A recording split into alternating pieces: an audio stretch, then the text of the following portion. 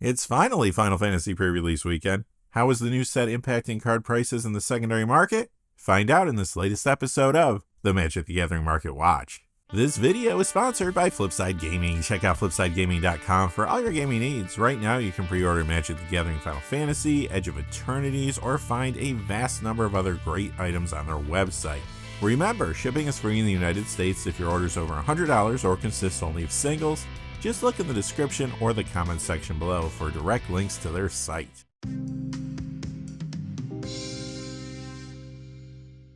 Hey there, this is John from Heroes and Legends, and welcome to another edition of the Magic the Gathering Market Watch. As I said in the cold open, this is Final Fantasy pre-release weekend, and the new set is having an impact on some card prices. Overall, though, the market is pretty calm, which is normal on the eve of a new set release. Typically, a lot of the spending goes towards the new product for a couple weeks. Today we'll be looking at the 10 coldest cards, which are cards moving down in value, but not necessarily seeing less play. Then we'll look at the 10 hottest cards. As always, our lists are based on two pieces of criteria: the percentage change in the value of the cards, as well as the change in the number of sales from week to week. We'll quickly look at the cold cards and spend a little more time on the cards moving up in price. Quickly before we get started though, I do want to say thank you to one of our gold patrons, and that is Omar Rodriguez. Omar, thank you so much for your support. It means the world. I could not do this without viewers like yourself. I know I always say that, but it is 100% true. So thank you for your support, Omar. And now, without any further ado, let's get into it. We'll begin with the top 10 coldest cards of the week. Several cards that were spiking in previous weeks are here as they retract in an attempt to find their proper price point. That's not too unusual, since a price spike tends to bring more copies of a card into the marketplace, which satisfies some of the demand. Alright, let's get started with number 10. Kadric Soul Kindler, down $1 to $5.44. That's a 16% decrease. This is from the Dominaria United Legends Legacy Commander deck.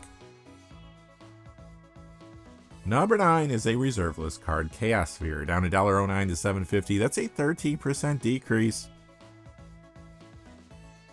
Number 8, Boneyard Scourge, down $1.09 to $7.93. That's a 12% decrease. This is from the Commander 2017 Draconic Domination deck. It was moving up recently due to the dragon support that came from Tarkir Dragonstorm. Number 7, Kitsa Otterball Elite, down $1.20 to $5.77. That's a 17% decrease. This is in Pioneer Mono Blue Rona combo, and it's a highly played commander card.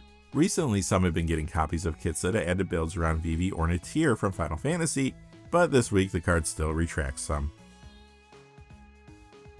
Number 6, Ripples of Undeath, down $1.50 to $7.41. That's a 17% decrease. This spiked not too long ago, since it plays well with cards from the Tarkir Dragonstorm Sultai Arisen Commander deck, especially with Tival the Balanced Scale. Up 3 spots this week to number 5, Caesar Legion's Emperor. This is down $1.60 to $8.94. That's a 15% decrease. This is the foil copy from the Fallout Hail Caesar Commander deck. It was hot recently because it played well with cards from the Tarkir Dragonstorm Mardu Surge Commander build. Number 4 is Zamriel Seraph of Steel, down $1.67 to $10.81. That's a 13% decrease. This only comes to foil, and it's a difficult card to find. It has only been printed in the Magic Game Night Free-for-All product. Recently, some have been interested in this because it plays well with cards from the Final Fantasy Limit Break Commander deck, like the front-facing commander, Cloud X Soldier. Number 3, Draco Genesis, down $1.87 to $12. It's a 13% decrease. This is great in Dragon Commander decks, but lots of packs of Tarkir Dragonstorm have been opened, so it's not too surprising to see this dip. Number 2 is Dueling Grounds, down $3.30 to $8.70. That's a 28% decrease. This one-print wonder was hot because many times it's found in Tom Bombadil Commander decks. Those builds are going to see a lot more play thanks to the new Saga creatures found in Final Fantasy products. And coming in at number 1 is Hidden Gibbons, down $5.74 to $9.79. That's a 37% decrease. Another one-print wonder. This has been moving up in price recently because it has become an important sideboard card in the pre-modern format. Alright, on to the main event, the top 10 hottest cards of the week. These are the cards moving up in price, starting with number 10, Tekuthaw Inquiry Dominus. This is up $1.16 to $9.15 for a 15% increase. This is a fairly popular commander, and it's in the 99 of some builds, like Atraxa Praetor's Voice, for example. However, now some players want Tekuthal as an upgrade to the Final Fantasy Counter Blitz Commander deck, while others are getting it for fresh builds around the front-facing commander from there, Tidus, Yuna's Guardian. Number 9, Barbara Wright, up $1.21 to $2.53, that's a 92% increase. This is from the Doctor Who Blast from the Past commander deck. Currently, it gets a little commander play in builds like Tom Bombadil or Narcy Fable's Singer, but as you can imagine, it's about to see more play because of the creature sagas from Final Fantasy. Players are building new versions of Tom Bombadil and including this. Plus, I've seen Barbara Wright and commander deck lists around Terra Magical Adept from the Final Fantasy main set. Number 8, Phyrexian Devourer. This is up $1.35 to $14.99. That's a 10% increase. This reserveless card has been appearing on occasion in Legacy Painter and Rakdos Scam. It's also in the pre-modern Devourer combo deck where it combos with both Fling and Altar of Dementia. Since this is on the reserve list, it doesn't take too much to get the price to jump. Up 2 spots this week to number 7, Danny Pink, up $1.64 to $8.88. That's a 23% increase. This is from the Doctor Who Paradox Power commander deck. It has seen a little commander play in a few builds, like the one around the partner commanders, the 13th Doctor and Yasmin Khan from its pre-con, as well as the Wise Mothman, for example. You guessed it though, Final Fantasy has pushed the price of this card too. Many players are getting Danny Pink to upgrade the Counter Blitz commander deck, while others want it for fresh builds around a couple cards from there, Tidus, Yuna's Guardian, and Yuna, Grand Summoner. Number 6, Grove of the Burn Willows, the iconic Masters copy up $1.33 to $11.31, that's a 13% increase. The Future Sight copy up $1.78 to $19.03, that's a 10% increase.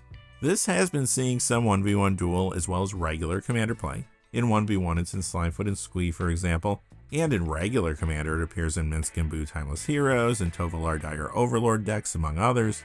However, it's the modern format that's causing this spike.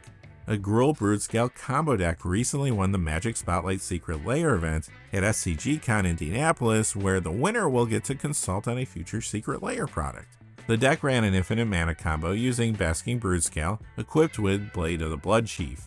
The combo makes a huge Basking Broodscale, but the deck also had Glaring Fleshraker to take out the opponent as the combo goes off. Plus there was a bunch of ways to use the colorless mana to do horrible things to your opponent. Cards like Walking Ballista and Emrakul the Promised End were present. It's a pretty sweet build and it happens to run 4 copies of Grove of the Burn Willows, as well as 4 copies of a card we're going to see later in the countdown. Quickly before we get to the top 5 though, just a fast reminder, this video is sponsored by Flipside Gaming. Check out flipsidegaming.com for all your gaming needs. Right now you can pre-order Magic the Gathering Final Fantasy and Edge of Eternities there, or you can find any other number of great items on their website, Magic related or otherwise. Remember, if your order is over $100 or consists only of singles, shipping will be free in the United States, and if you're looking for a direct link to their site, just check out the description or the comment section below. I do have links posted in both of those places. And now, without any further ado, let's get to the top 5.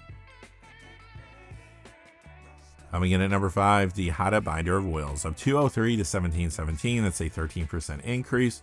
This is the foil copy from the Dominaria United Legends Legacy Commander deck. It's a fairly popular commander and found in the 99 of some builds too, like Joda the Unifier and Sisay Weatherlight Captain for example, but you know where this is going. Final Fantasy cards are pushing the price of this too. I'm seeing some players adding this card to the Hada Binder of Wills builds, Venat Heart of Hydaelyn / Hydaelyn the Mother Crystal. Others want to use Hada to upgrade the Final Fantasy Revival Trance commander deck, while still others are putting Hada in fresh deck lists around the front-facing commander, Terra Herald of Hope, and Celis Rune Knight from there. Up 6 spots this week to number 4, Arwen Mortal Queen, up $2.89 to $8, that's a 57% increase. This has been seeing a little commander play in a few builds, like Perry the Pulverizer and Aragorn the Uniter for example. Now, in a shocking turn of events, Arwen is being pushed by some Final Fantasy cards. Some players wanted to upgrade the Counter Blitz commander deck, while others are adding Arwen to fresh builds around a couple cards from there, Tidus, Yuna's Guardian, and to a lesser degree around Aerith Last Ancient. Arwen Mortal Queen will be especially good with Tidus, since Tidus can move and or proliferate the indestructible counter on Arwen. Number 3, Sage of Hours, up $3.20 to $10.80, that's a 42% increase. This has been seeing a little commander play. Sometimes it's in Azuri Claw of Progress or Hinata Dawn Crowned builds, for example. But you guessed it, Final Fantasy is causing this spike too. Sage of Hours is a good upgrade to the Counter Blitz commander deck, and some players are getting it to put in fresh builds around 2 cards from there. Yuna Grand Summoner, and to a lesser degree this time, Tidus, Yuna's Guardian. Moving up 4 spots this week to number 2 is Slaughter, up $4.59 to $8.38. That's a 121% increase if you're doing the math at home. This 1% wonder occasionally sees a tablet commander play, but that's not why people are interested in it now. Some want it to upgrade the Final Fantasy Scions and Spellcraft commander deck, while others are adding it to fresh builds around Y'shtola and Knights Blessed from there. Paying the 4 life to buy back Slaughter with Y'shtola in play will damage each opponent for 2, while gaining you 2 life back from the 4 you paid. Then you'll get to draw a card at the next end step. Not to mention that Slaughter will destroy a target non-black creature at instant speed, and it can't be regenerated. Seems like a lot of value in that repeatable play, and since Slaughter is tough to find in high grade, the price is moving up again this week. And finally, coming in at number 1 is Urza's Saga. The Modern Horizons 2 copy is up $9.93 to $50. That is a 25% increase. The one from the list is up $10.46 to $54.21. That's a 24% increase. You know what this card does. It's played in multiple formats. In 1v1 Dual Commander, it's in decks like Flage Titan of Fire's Fury, and the partner builds with Bruised Tarl, Boorish Herder, and Yoshimaru Ever Faithful, for example. It even saw some additional play in the format recently in decks around Deadpool Trading Card. Urza's Saga is in a bunch of regular commander builds too, like Urza Lord High Artificer and Tom Bombadil. Like we discussed earlier, those Tom Bombadil decks are seeing more play due to the Final Fantasy Saga creatures. Speaking of which, Urza's Saga is a great upgrade to the Final Fantasy Limit Break commander deck, and it's good in fresh builds around the front-facing commander from there, Cloud X Soldier. Plus, it's appearing in deck lists around a couple cards from the main set, VV Orniteer and Noctis Prince of Lucis. As you know, Urza Saga is all over Vintage too. You see it in Lura's Paradoxical Outcome, Sphere Shops, Jewel Shops, Raker Shops, Dimir, as well as Esper Luris, Control, Luris Breach, regular Paradoxical Outcome, Stifle Knot, and more. How about Legacy? Yeah, it's there too. Painter, Cephalid Breakfast, Mystic Forge Combo, Lands, Blue Artifacts, the Epic Storm, 8-cast, Besiege Storm, and sometimes Cradle Control. And of course, there's a Sagas in modern builds too. Amulet Titan, Affinity, Modern Black Midrange, Hammer Time, Dice Factory, Jeskai Ascendancy Combo, Jund Saga, The Rock, and more, including Mono Green and Gruul Basking Brute Scale Combo. Did I bury the lead there or what? Remember earlier when I said that we would see another card that was a 4 of in that Gruul Brute Scale deck that won the Magic Spotlight Secret Lair event at SCG Con Indianapolis? Well, here it is. That's the main reason Urza Saga is jumping the way it is, but the increased commander play is playing a role here too. Alright, that's going to do it for this episode of the Magic the Gathering Market Watch. Now later in the week, we're going to be back with another video. There we're going to discuss the 5 legendary creatures coming out of Final Fantasy products that are seeing the most play as a commander out of the gate. Very interesting list there, so make sure you tune in for that. Until next time though, hey, thanks for watching. If you enjoyed the video, please give us a like and subscribe, and have a great day. Hey, thanks for watching. This video is made possible through the generous support of viewers like you on Patreon. Check out the description below for links to our Patreon page as well as our Amazon affiliate store, where a small percentage of all sales will also help support the channel. Finally, if you haven't had a chance yet to subscribe, hit that subscribe button so you don't miss any of the new videos on Heroes and Legends. Talk to you again soon, and have a great day.